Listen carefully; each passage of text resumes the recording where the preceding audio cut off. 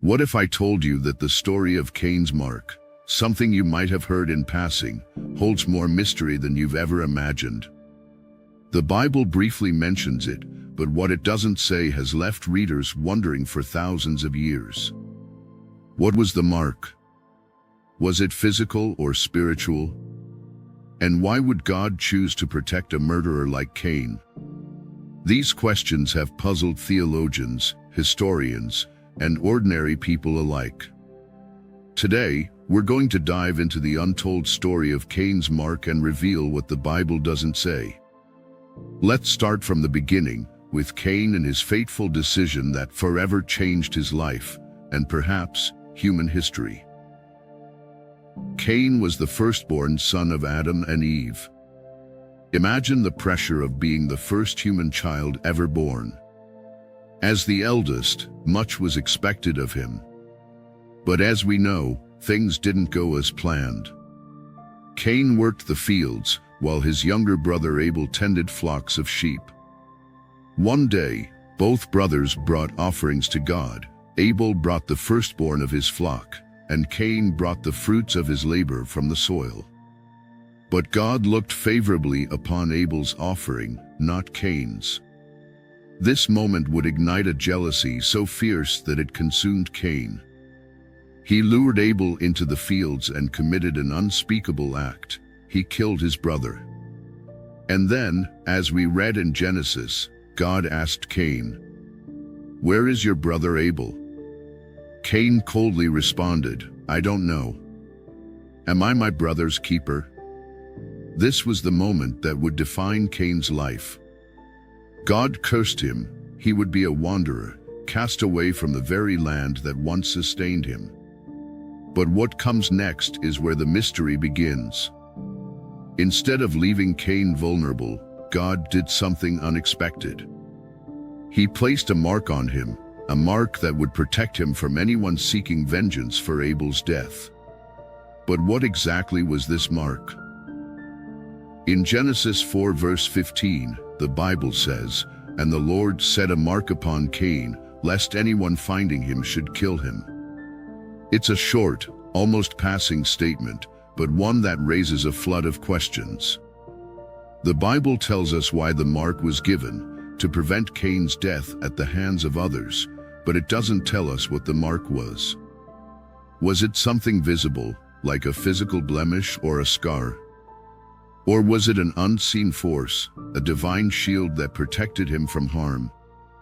The lack of detail in the Bible has led to countless interpretations throughout history. But before we dive into these, let's ask ourselves, why would God protect a murderer like Cain in the first place? It's in this unanswered question that we begin to uncover the layers of this mystery. Over the centuries, Cain's mark has sparked countless interpretations. Let's explore a few of the most intriguing and lesser-known perspectives. One early Jewish commentary, the Targum of Jonathan, suggests that God placed a horn on Cain's forehead. A horn, a symbol of protection and perhaps even power. This view inspired artistic depictions of Cain in medieval Europe, where he was occasionally shown with a beast-like appearance. In some Jewish traditions, the mark might have been a glowing or shining sign, visible to all, aligning with the broader ancient Near Eastern belief that divine figures emitted light. Here, Cain's mark was both a divine warning and a radiant protection, visible not just to people but perhaps to supernatural beings as well. The Book of Jubilees offers another take. It doesn't describe a specific mark but says God caused great terror and fear to fall upon Cain, protecting him. In this interpretation, Cain carried an aura of divine dread that kept others at bay, more psychological than physical. Then there's early Christian thought. Ephrem the Syrian, a theologian from the 4th century, suggested that the mark wasn't physical at all but rather an inner transformation, a visible consequence of Cain's guilt and separation from God. According to Ephrem, the mark was felt by Cain as he wandered, burdened by his actions. Perhaps the most mystical idea comes from the Zohar, the central text of Jewish mysticism, which describes Cain's mark as a letter from God's divine name, a powerful protective force that ensured Cain's survival. This adds a deeper, spiritual layer to the story, suggesting Cain carried a piece of divine knowledge within him, a constant reminder of his connection to God despite his sin. Fast forward to the medieval Christian period, and the interpretation of Cain's mark took on darker tones. Some theologians began to associate it with eternal damnation. The Glossa Ordinaria, a popular medieval Bible commentary, suggested that Cain's mark signified not just physical separation but an eternal spiritual one. This fueled the belief that Cain, and by extension, his descendants, were cursed beyond redemption. One of the most harmful misinterpretations arose in the 19th century when proponents of slavery twisted Cain's mark to justify racial discrimination. They claimed, without basis, that the mark was a change in skin color, an unfounded and deeply racist reading of the text. Modern biblical scholarship has thoroughly discredited this view. In Islamic tradition, Cain, known as Abel, also plays a significant role, though his mark is viewed differently.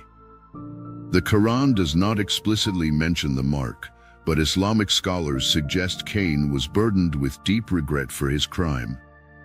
In a famous hadith, it is said that every time someone commits murder, a portion of that sin is placed upon Cain. This suggests that Cain's true mark wasn't physical. It was a moral burden that rippled throughout history. So, if the mark wasn't a curse or a sign of racial difference, what was it? And why would God go to such lengths to protect Cain, a murderer? This is where we begin to see the deeper meaning behind the mark. It wasn't just a punishment, it was also a form of divine protection.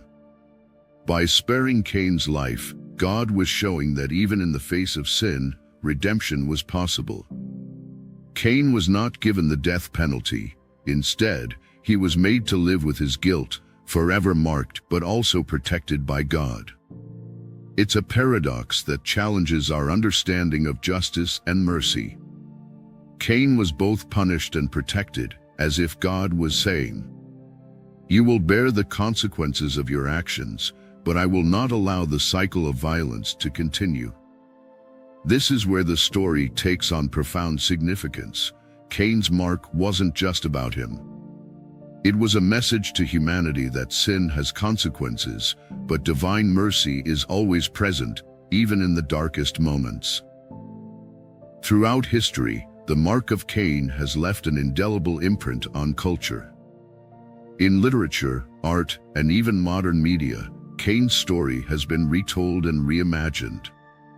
His mark often symbolizes guilt, shame, or being set apart from society. But at the core, Cain remains a figure marked by sin, but also by divine protection.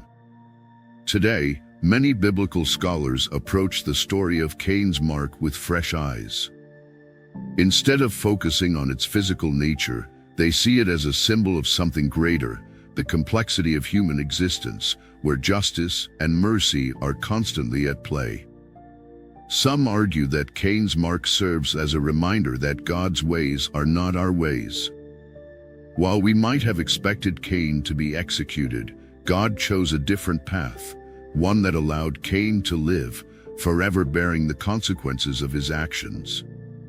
Modern readers are invited to reflect on the story of Cain and Abel not just as a tale of sin and punishment, but as a story about the human struggle for redemption. Even in our darkest moments, there is always the possibility of grace. So, what can we take away from the story of Cain's mark? First, it teaches us that the Bible often leaves room for interpretation, inviting us to explore deeper meanings beyond the surface. Cain's mark wasn't just a punishment, it was a form of protection, a symbol of both justice and mercy. Second, it challenges us to think about how we respond to sin and wrongdoing in our own lives. Like Cain, We all carry the marks of our choices, but we also have the opportunity to seek redemption and forgiveness. In the end, the mark of Cain is more than just a symbol in an ancient story. It's a reminder that God's justice is always tempered by mercy, and that even the worst of us can find protection in His hands. Thank you for joining us on this fascinating journey. If you found this video enlightening, please like, share, and subscribe to our channel for more insights into biblical stories and their hidden meanings.